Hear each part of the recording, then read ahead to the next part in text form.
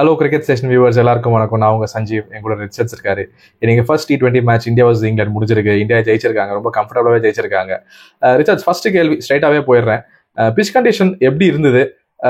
அதுக்கப்புறம் ரொம்ப முக்கியமா ஒரே ஒரு ஃபாஸ்ட் பாலரோட போயிருக்காங்க. அதாவது ரெண்டாவது மூணாவது ஃபாஸ்ட் ஆப்ஷன் பாத்தீங்கன்னா நமக்கு ஹார்திக் பாண்டியா, நிதிஷ் ரெட்டி தான் இருந்திருக்காங்க. இதெல்லாம் கரெக்டான அப்ரோச்சா, என்ன நினைக்கிறீங்க? ஃபர்ஸ்ட் பாத்தீங்கன்னா டியூ பொதுவா கிரிக்கெட்டுக்கு ஆகாத ஒரு விஷயம். ஆனா இன்னைக்கு பாத்தீங்கன்னா ஃபர்ஸ்ட் இங்கிலாந்து பேட்டிங் பண்றப்பயே அங்க டியூ வர ஆரம்பிச்சிருச்சு. நேற்று ஆக்சுவலி பிராக்டிஸ்ல பாத்தீங்கன்னா ஒரு 6:30 ஈவினிங்லேயே பாத்தீங்கன்னா டியூ இருந்தது அங்க பாத்துருக்காங்க. ஸோ ஒரு மாதிரி ரெண்டு பேர் விளையாடுறப்பையும் டியூ இருந்ததுனால சேலஞ்சஸ் ஈக்குவலா போயிடுச்சு. பிச்சு பொறுத்த வரைக்கும் ஒரே ஒரு வித்தியாசம் தான் இருந்துச்சு, கொஞ்சம் கிராஸ் இருந்துச்சு. மற்றபடி பாத்தீங்கன்னா இது ஒரு ஹார்டான விக்கெட். இது ஒரு பேட்டிங் விக்கெட் தான். நெக்ஸ்ட் ஒரு வின்னிங் காம்பினேஷனை விமர்சனம் பண்ணக்கூடாது அப்படின்னு பொதுவாக கிரிக்கெட்ல சொல்லுவாங்க.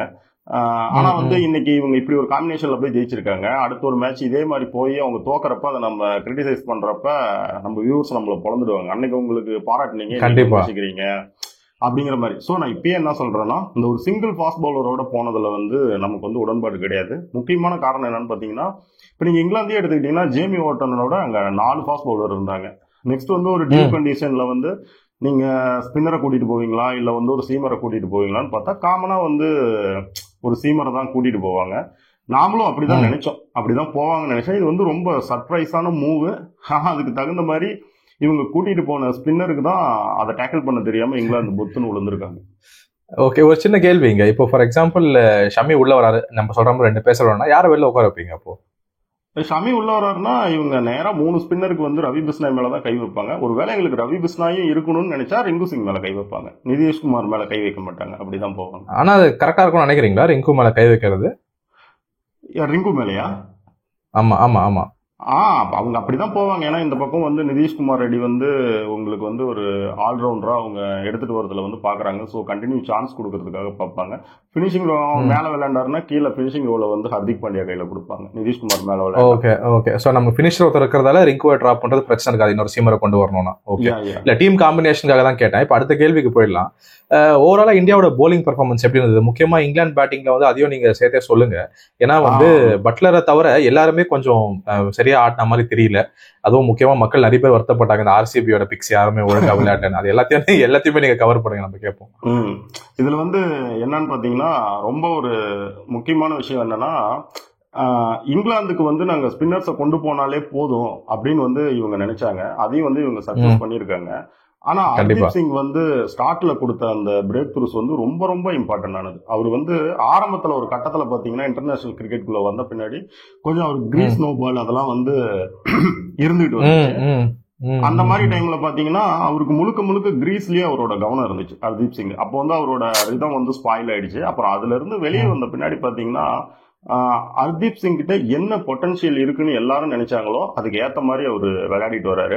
இன்னைக்கு கூட எடுத்துக்கிட்டீங்கன்னா ஒரு லெப்ட் ஹேண்டருக்கு உள்ள கொண்டு வர ஸ்விங் தான் அது ரைட் ஹேண்டருக்கு பில்ஸ் ஒரு மாதிரி அனுப்புனாரு. கொஞ்சம் எக்ஸ்ட்ரா பவுன்ஸ் இருந்தது, விக்கெட் கிடைச்சது. சோ அந்த மாதிரி அவர் பந்த நியூ பால் கையில கிடைச்சின்னு வச்சுக்கோங்களேன். இப்பெல்லாம் வித்த காட்டுறாரு மனுஷன். அடுத்து வருண் சக்கரவர்த்தி என்ன பிசிசிஐ செலக்டர்ஸுக்கு சொல்லிக்கிட்டு இருக்காருன்னா, நான் தான் உங்களுடைய அடுத்த 2026 T20 வேர்ல்டு கப்போட பிரைம் ஸ்பின்னர், நான் தான் மெயின் ஸ்பின்னர் கண்டிப்பா அப்படின்னு காட்டிட்டு இருக்காரு. அவர் ஆக்சுவலி T20 ஃபார்மேட் தெரியல, ஒரு ஸ்லிங் ஆக்ஷன் ஃபாஸ்ட் பவுலர் இருந்தாலோ ஒரு மிஸ்ட்ரி ஸ்பின்னருங்கிற டேக்ல ஒருத்தர் வந்தாலும் அவங்களுக்கு ஒரு பெரிய வேல்யூ இருக்குல்ல. T20 வேல்யூ ஜாஸ்தி, வெயிட் ஜாஸ்தி. கண்டிப்பா. சோ அந்த வகையில பாத்தீங்கன்னா வருண் சக்கரவர்த்தி அவருடைய அந்த மிஸ்ட்ரி தன்மையால அந்த டாப் ஸ்பின் அண்ட் ஓவர் ஸ்பின்ல போறது பாத்தீங்கன்னா ரொம்ப நல்லா இருக்கு. அவர் இன்னைக்கு மேட்ச்ல ஹர்தீப் சிங் கொடுத்த மொமெண்ட்டை அதை அப்படியே எடுத்து இன்னொரு தடவை ஒரே ஓவர்ல டபுள் பிரேக் த்ரூ கொடுத்தது இந்தியா கையில மேட்ச் அப்படியே வரதுக்கான சான்ஸ் ஆயிடுச்சு. இந்த பக்கம் நீங்க திரும்பி பாத்தீங்கன்னா இங்கிலாந்து பேட்ஸ்மேன்களை நீங்க எடுத்துக்கிட்டீங்கன்னா ஒரு முக்கியமான விஷயம் என்னன்னா, அவங்க இந்த ஸ்பின்னை எப்படி விளையாடுறது அப்படின்னு தெரியாத மாதிரி விளையாண்டாங்க. அதுல ஒரே ஒருத்தர் நம்ம ஜோஸ் பட்லர் மட்டும்தான். ஏன்னா இந்த பிச்ல ஒண்ணுமே கிடையாதுங்கிறப்ப நீங்க நல்லா பாருங்க, எந்த மாடர்ன் கிரிக்கெட் ஷாட்டுக்கும் அவர் போகவே கிடையாது. நார்மலா ஸ்டெடியா நின்று பந்தோட லைனை பார்த்து அவர் பாட்டுக்கு வழக்கமா அப்படியே போயிட்டே இருந்தாரு. அவ்வளவே போதும். பட்லர் இங்க IPL ஆடின எக்ஸ்பீரியன்ஸ் அவருக்கு ஹெல்ப் பண்ணுச்சுன்னு சொல்ல முடியுமா? அது எப்படி ஒரு கண்டிஷன் இத்தனை வருஷம் விளையாடி இருக்காங்க, அது ஹெல்ப் ஆகாமலாம் இருக்காது. ஆனா அவர் அந்த விக்கெட்ல ஒண்ணும் இல்லைங்கிறப்ப அவர் பாருங்க பெருசா எதுவும் ட்ரை பண்ணல. அவரு வந்து பேஸா கிரீஸ்ல நின்று அப்படியே விளையாண்டாரு, சாதாரணமா விளையாண்டாரு, ஈஸியா விளையாண்டாரு. ரெண்டாவது யாராவது கூட கம்பெனி கொடுத்திருந்தா வருண் சக்கரவர்த்திவே அந்த நேரத்தில் அட்டாக் பண்ணிருக்க மாட்டாரு. அதுக்கு பதிலா என்ன செஞ்சிருப்பாருன்னா, நீங்க வாங்க அடுத்து பேசிக்கலாம், அடுத்த ஒரு லாஸ்ட் ஒரு 3 ஓவர் வருண் சக்கரவர்த்தி விட்டுட்டு பேசிக்கலாம்னு நினைச்சிருப்பாரு. ஏன்னா அந்த 17வது ஓவர்லயே பாத்தீங்கன்னா இவர் கூட அட்கின்சனோ அல்லது இன்னும் கீழே வேற யாரும் தான் வந்து நிக்கிற மாதிரி ஒரு சிச்சுவேஷன் இருந்துச்சு. சோ அதனாலதான் எல்லாரும் சேர்ந்து அவர் மேல போட்ட பிரஷராலதான் அவர் அந்த இடத்துக்கு போய் வருண் சக்கரவர்த்தி அட்டாக் பண்ணிட்டாரு.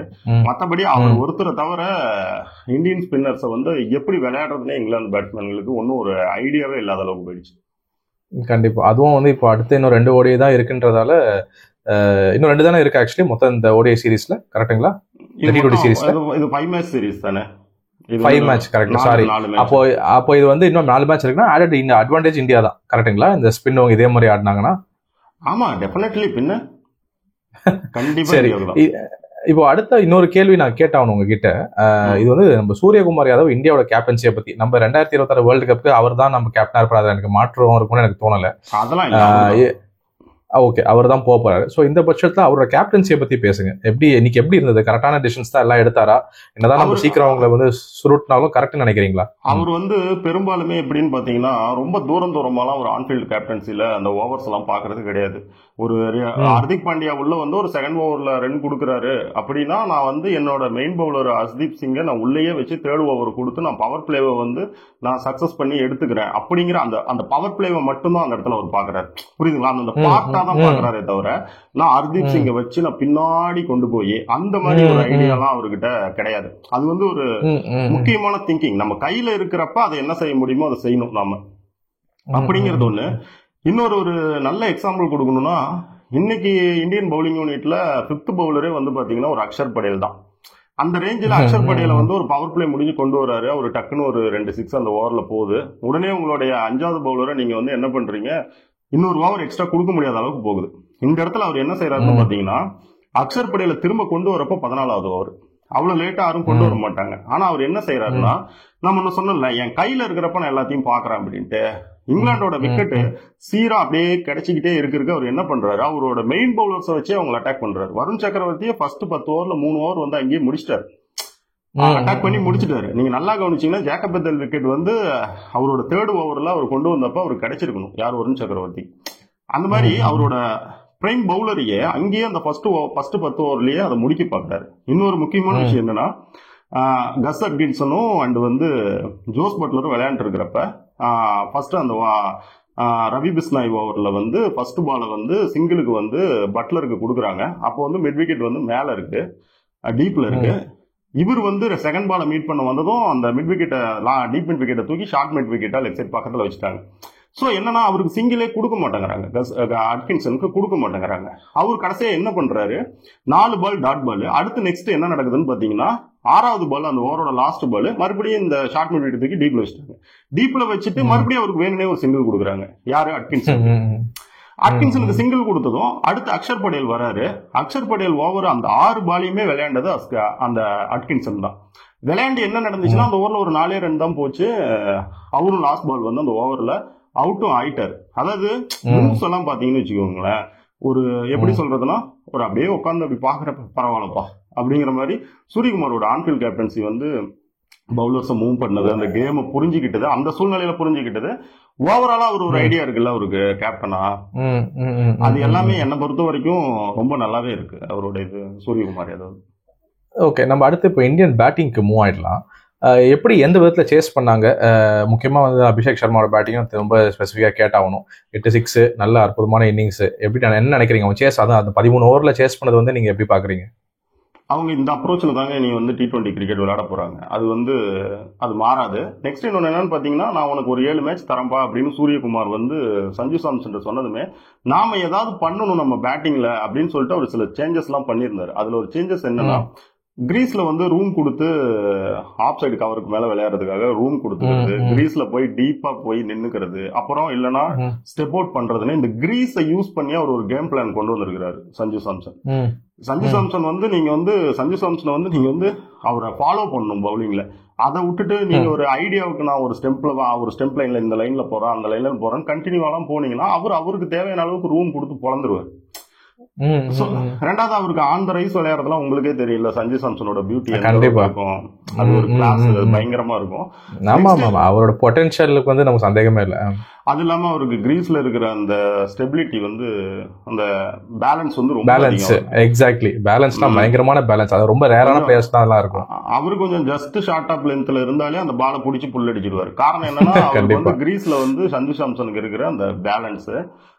நெக்ஸ்ட் வந்து பாத்தீங்கன்னா ஹெட்டுக்கும் ஹெட்டுக்கும் அண்ட் அபிஷேக் சர்மாவுக்கும் இருக்கிற சின்ன வித்தியாசம் அப்படின்னு பாத்தீங்கன்னா என்னன்னு கேட்டீங்கன்னா, ஒரு சிச்சுவேஷனுக்கு தகுந்த மாதிரி ஹெட் வந்து டக்குன்னு கொஞ்சம் மடங்கி கொஞ்சம் பிரில்லியன்ஸ் காட்டி அதுக்கப்புறம் அட்டாக் பண்ணுவார். இப்ப வந்து பாத்தீங்கன்னா இந்த மேட்ச்ல கூட ஃபர்ஸ்ட் ஒரு 2 ஓவர் பெருசா அபிஷேக் சர்மாவுக்கு விளையாடுறதுக்கு கிடைக்கவே இல்லை ஃபர்ஸ்ட். ஆனா இருந்தாலும் கூட தனக்கு சான்ஸ் வரப்ப பாத்தீங்கன்னா இன்னைக்கெல்லாம் கொஞ்சம் எங்க போகணும் என்னென்ன பண்ணணும் அப்படிங்கறதுல ரொம்ப தெளிவா இருந்தாரு. அப்புறம் பையன் வந்து அவரோட பேட் உங்களுக்கே தெரியும், வாப்பன் பேஸ் தான், சும்மா கத்தி மாதிரி விட்டா சீவுறாரு எல்லா பக்கமும்.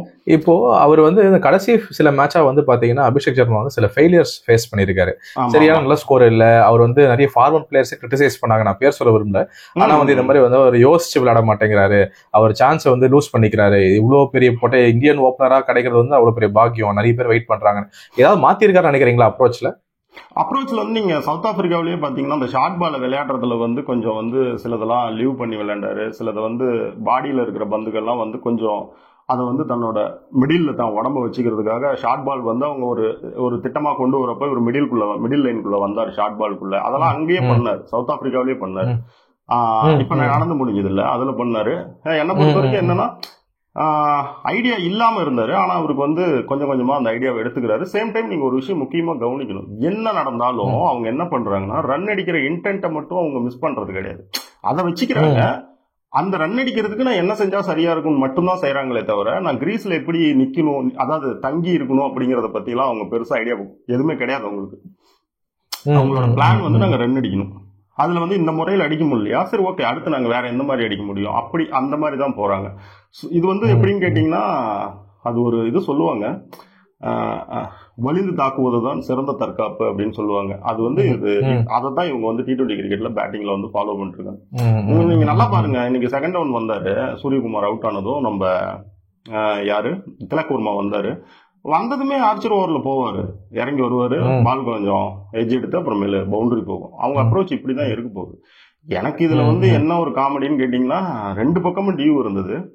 சரி இங்கிலாந்து வந்து ஒரு மாதிரி டப் கொடுப்பாங்க, ஒரு நல்ல ஸ்கோர் போடுவாங்க, இவங்களும் ஒரு சிங்கிள் ஃபாஸ்ட் பவுலரோட வந்திருக்கிறாங்கன்னு பார்த்தா நீங்க கொல்கத்தாவில 130 அடிச்சு வச்சுட்டு நீங்க அதை இந்தியா கிட்ட வந்து நீங்க அதை இந்த மாதிரி ஒரு டீமு கிட்ட வந்து நீங்க அதை இது பண்ணிடுவீங்க, டிஃபெண்ட் பண்ணணும்னு எதிர்பார்க்கறது ரொம்ப தப்புதான். அது முடியாது, அது ரொம்ப கஷ்டம், அது வேலைக்கு ஆகாது, இம்பாசிபிள் டாஸ்க் வேற. கரெக்ட். சோ எப்படி எடுத்துக்கிட்டீங்கனாலுமே இன்னைக்கு ஓவரால் பாத்தீங்கன்னா இவங்களுடைய கேம் பிளான், இவங்களுடைய அப்ரோச், ஒரு கிளினிக்கல் பெர்ஃபார்மன்ஸ்னே சொல்லலாம், எல்லாமே நல்லா இருந்துச்சு. எல்லாமே ஒரு கிளினிக்கல் பெர்ஃபார்மன்ஸ்னு சொல்லலாம். ரைட். ஸோ ஓவராலா வந்து இந்தியாவோட பெர்ஃபார்மன்ஸ் ரொம்பவே நல்லா இருந்தது. செகண்ட் மேட்ச் நம்ம சேப்பாக்ல வேற நடக்க போகுது சென்னையில, நமக்கு ரொம்ப பரிச்சயமான கிரவுண்ட் வேற. அதனால டிக்கெட் காட்டினா மெட்ரோல ஃப்ரீலாம் அனௌன்ஸ் பண்ணிருக்காங்களே. அதான் சரி, நம்ம ஊர்ல மேட்ச் நடந்தாலே திருவிழா தானே. அதனால அடுத்த மேட்ச் சேப்பாக்ல எப்படி நடக்க போகுதுன்னு பார்ப்போம். ரிச்சர்ட்ஸ் அதுக்கேற்ற மாதிரி வந்து நம்ம இதே மாதிரி அந்த மேட்ச்க்கும் வந்து போஸ்ட் மேட்ச் அனாலிசிஸ் பண்ணுவோம். Thank you Richards. Thank you viewers. Thank you Sanju. Thank you viewers.